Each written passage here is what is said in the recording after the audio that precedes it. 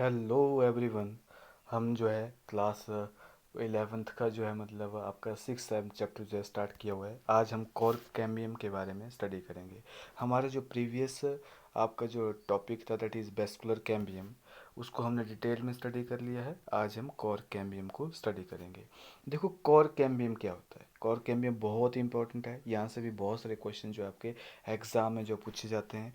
As the stem continue to increase in girth due to activity of vascular cambium, क्या होता है, outer cortical sales होते हैं हमारे स्टेम्स के, ठीक है, और एपिडर्मल सेल्स होते हैं, ठीक है, get broken and need to be replace to provide new protective cell layer. तो जैसे जैसे आपका वेस्कुलर कैम्बियम क्या कर रहा है, वो ग्रो कर रहा है, वो डिवाइड कर रहा है, बाहर की तरफ सेकेंडरी फ्लोएम बना रहा है, अंदर की तरफ सेकेंडरी जाइलम बना रहा है। तो इसकी वजह से क्या होता है, आपके बाहर के जो कॉर्टेक्स के सेल्स होते हैं वो भी डैमेज हो सकते हैं। आपकी एपिडर्मस लेयर्स होती हैं वो ब्रोक हो जाएगी। तो उसको प्रोटेक्ट करने के लिए क्या होता है, यहाँ पे एक और मेरिस्मेटिक रीजन बनता है जो हमारे कॉर्टेक्स रीजन में बनता है बाय कंप्लीट डी डिफ्रेंशिएशन। उसको हम क्या बोलते हैं, कॉर्क कैम्बियम बोलते हैं। That is called as the cork cambium. और इसको हम क्या बोलते हैं, फेलोजन बोलते हैं। क्या बोलते हैं उसको हम, फेलोजन बोलते हैं।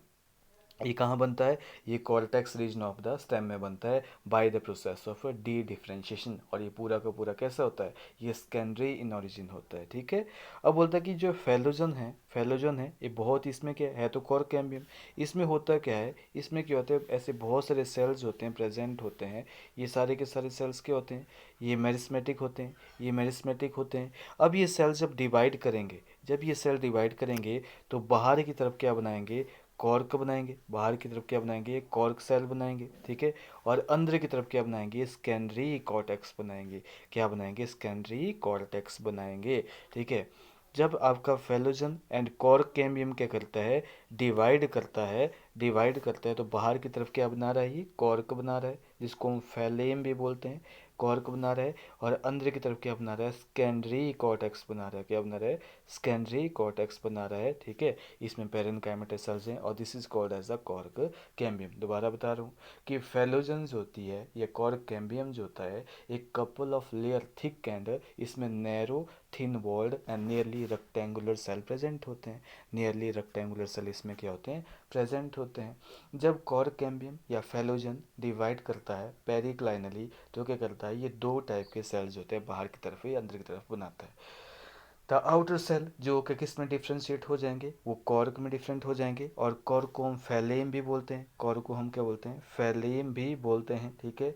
वाइल द इनर सेल्स होते हैं they are going to differentiate into secondary cortex and this is also called as the phelloderm. This is also called as the phelloderm.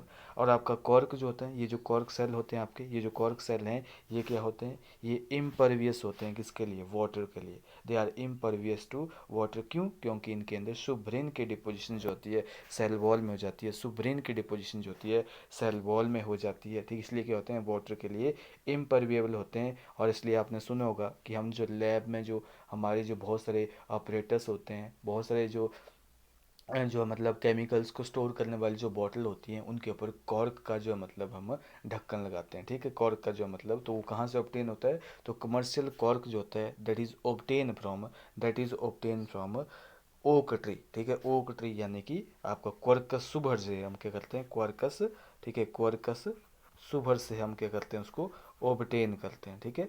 Quirks सुभर से हम उसको क्या करते हैं, ओबटेन करते हैं। ये भी आपने याद रखना है, ठीक है। का जो कॉमन बॉटल कॉर्क जो होता है वो इसी चीज़ का बना होता है।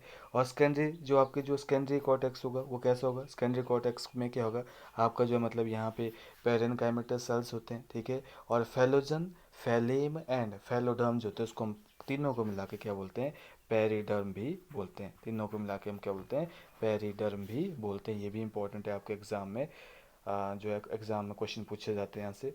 और due to activity of cork cambium, pressure जो होता है वो रिमेनिंग लेयर जो होता है, और जिससे क्या होता है कि बिल्डअप होता है, ठीक है। और जो रिमेनिंग लेयर होती है वो कैसी होती है, डाई होती है, स्लफ ऑफ हो जाती है। हम इसके बारे में स्टडी करेंगे, देखो कैसे।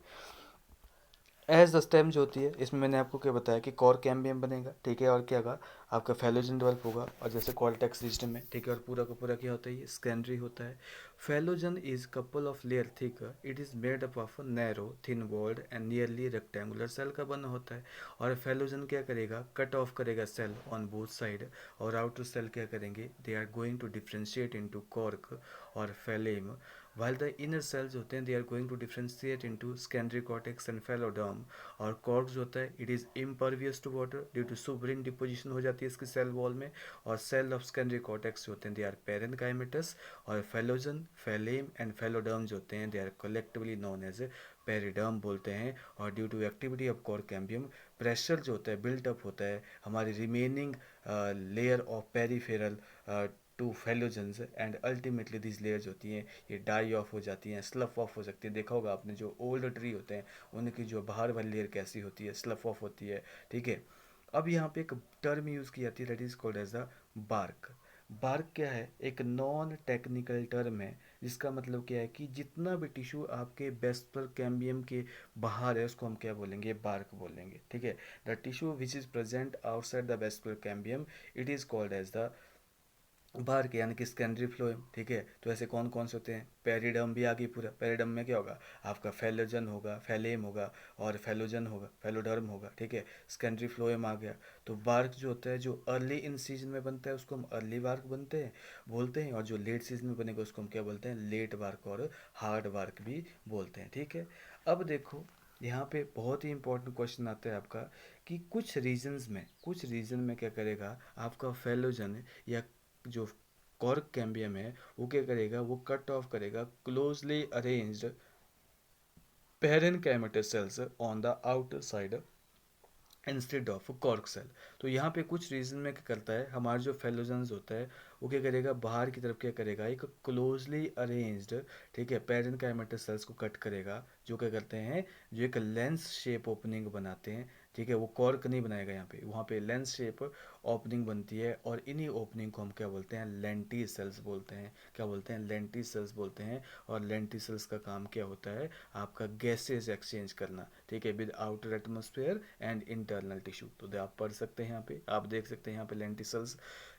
तो एट सर्टेन रीजन फेलोजन जो होती है they are cut off closely arranged parenchymatous cells on the outer side instead of cork cell, और दीज पेरेनकाइमेटस सेल्स होते हैं they will soon ruptures the epidermis and form a lens shape opening called as the lenticel बोलते हैं। और lenticels होते हैं they help in exchange of the gases between the outer atmosphere and inner tissue of the stem, और these occur in most woody trees में। तो ये आपका क्या है, ये हमने क्या पढ़ा, हमने जो है बेस्क्रो कैम्बियम को तो प्रीवियस लेक्चर में ही हमने कंप्लीट कर लिया था। आज हमने कॉर्क कैम्बियम को डिटेल में स्टडी किया, यहाँ से बहुत सारे क्वेश्चन आते हैं।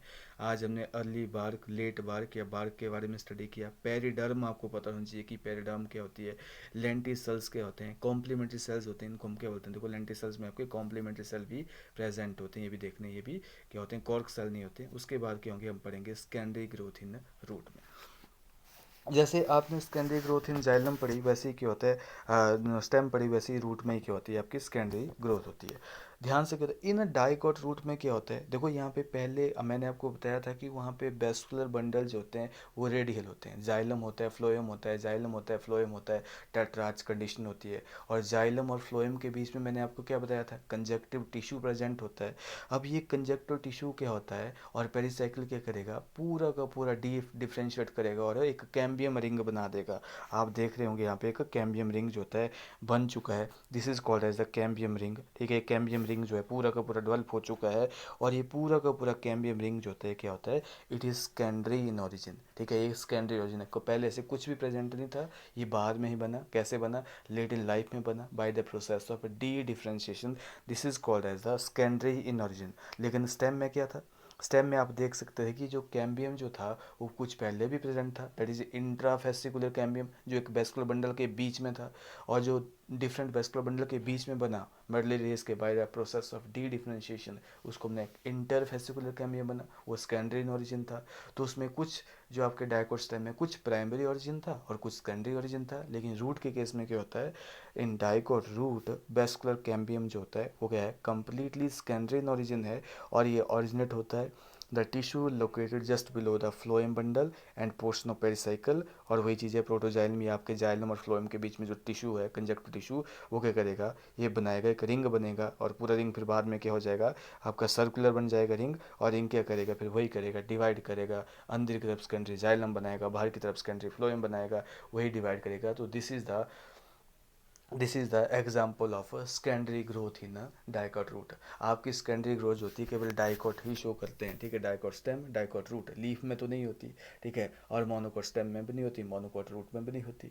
लेकिन कुछ ऐसे एग्जाम्पल हैं मोनोकॉट के, जैसे ड्रेसिना, यूक्का वगैरह, या बोर है भी है, ये कुछ ऐसे एग्जाम्पल है मोनोकॉट के जहाँ पे क्या होता है, सेकेंडरी ग्रोथ देखने को मिलती है। ड्रेसिना, ठीक है, यूक्का, ठीक है, ये कुछ ऐसे प्लांट है, और बोर है भी है, आपके सिलेबस में नहीं, ये दो ही काफ़ी हैं, ड्रेसिना, यूका एंड बोर हैवी, ऐसे मोनोकोट प्लांट है जिनमें क्या होती है, सेकेंडरी ग्रोथ पाई जाती है। तो this is all about your chapter number 6 of class 11th, that is anatomy of flowering plant.